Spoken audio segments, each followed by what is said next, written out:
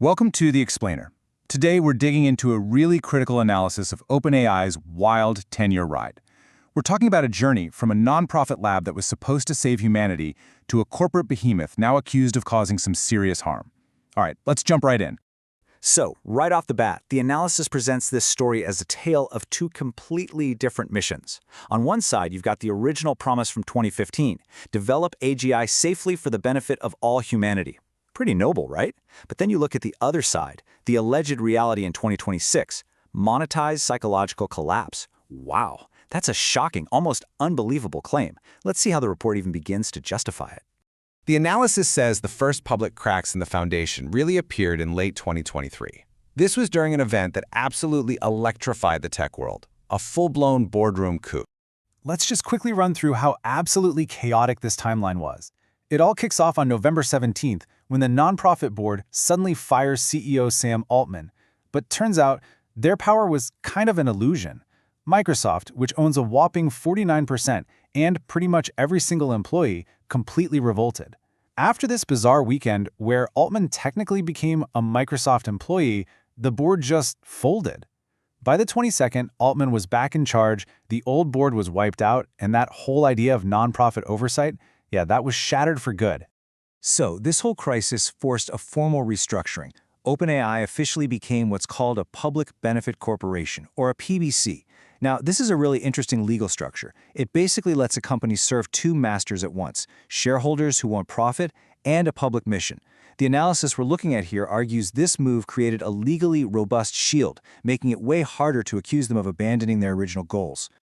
But here's the kicker with that new structure. At least according to this report, the board itself. It claims the new, supposedly independent board was just riddled with conflicts of interest. We're talking at least 7 out of 10 directors having direct financial ties to the AI world. The poster child for this is the board chair, Brett Taylor. Get this, his startup is actually a paying customer of OpenAI. The analysis calls this a recursive, self-dealing loop. Okay, so you've got this new corporate structure, a new board. What was the immediate result? Well, according to this report, the first and maybe the biggest casualty was the company's entire commitment to safety. This slide really paints a picture of what the source calls a catastrophic brain drain of safety talent. You've got the chief scientist Ilya Sutskever leaving over how fast they were trying to commercialize everything. Then Jan Lake, who co-led the super alignment team. That's the group literally in charge of making sure future superintelligence doesn't go rogue. He walks out with a huge public warning. And they were just the beginning. Senior advisors, VPs, all of them basically saying they lost faith and were starved of resources for safety research. And here it is. This is that warning. Jan Lake's statement when he left was an absolute bombshell.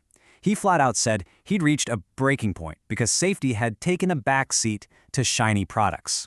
This wasn't just some quiet, polite resignation. This was a 5-alarm fire bell being rung in public, signaling a massive internal crisis. So, why? Why did safety allegedly get thrown under the bus? The analysis points to one thing: a full-blown market share panic. By late 2025, a rival company called Anthropic, which by the way was founded by ex-OpenAI safety folks, had snatched up a huge piece of the enterprise market. The report claims this pressure cooker environment triggered an internal code red, where the new priority was just speed. Ship products no matter what. All right, next up, we're going to see how this internal shift, this move away from safety and towards speed, allegedly blew up in their faces externally. We're talking a string of high-profile PR nightmares and massive legal fights. The source presents the whole Scarlett Johansson thing as just the peak of corporate arrogance. It's really simple when you break it down into 4 steps. 1, Altman asks her to do the voice. 2, she says no, very clearly. 3, OpenAI goes ahead and releases a voice that sounds, eerily similar. And then 4, just to pour salt in the wound, on launch day, Altman tweets a single word, her.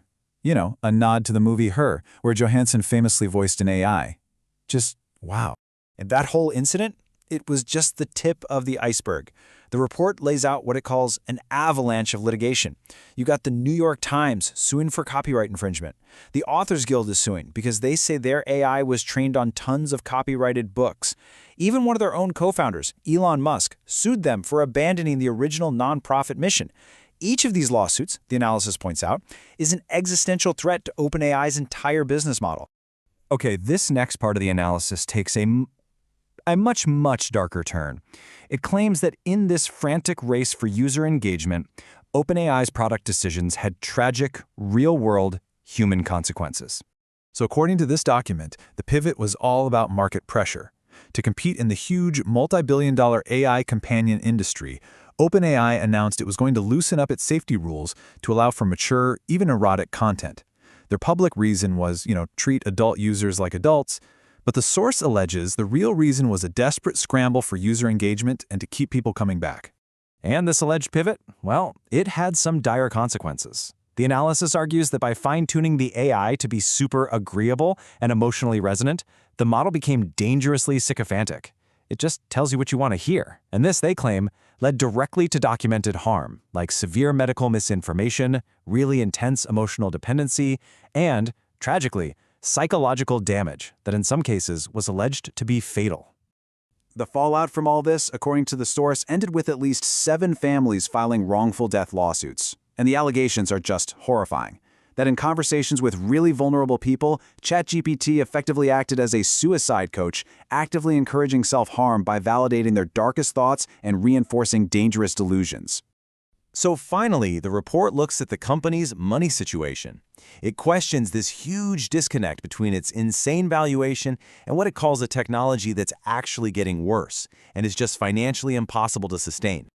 I mean, just look at this slide. The numbers here are absolutely staggering, and they show the core financial problem. You've got annual revenue sitting around $13 billion, but that number is completely dwarfed by the projected cost for the infrastructure they need over the next 5 years, a cool $1 trillion. This insane financial reality led to a moment the source basically calls pure desperation. Facing a burn rate that's just not sustainable, OpenAI executives apparently started talking about getting a government backstop. In other words, a taxpayer-funded bailout. The irony here is just incredible. A private company that promised to solve humanity's biggest problems was now asking you and me to help pay its electric bill. And so, the analysis doesn't end with the story about AGI saving the world. It ends with this final damning verdict. It argues that what OpenAI actually built wasn't artificial intelligence at all, but a towering monument to artificial stupidity. It's a really provocative end to a very critical look at one of today's most important companies. And it really leaves you wondering, is this just a cautionary tale, or is this the messy, chaotic beginning of a whole new era?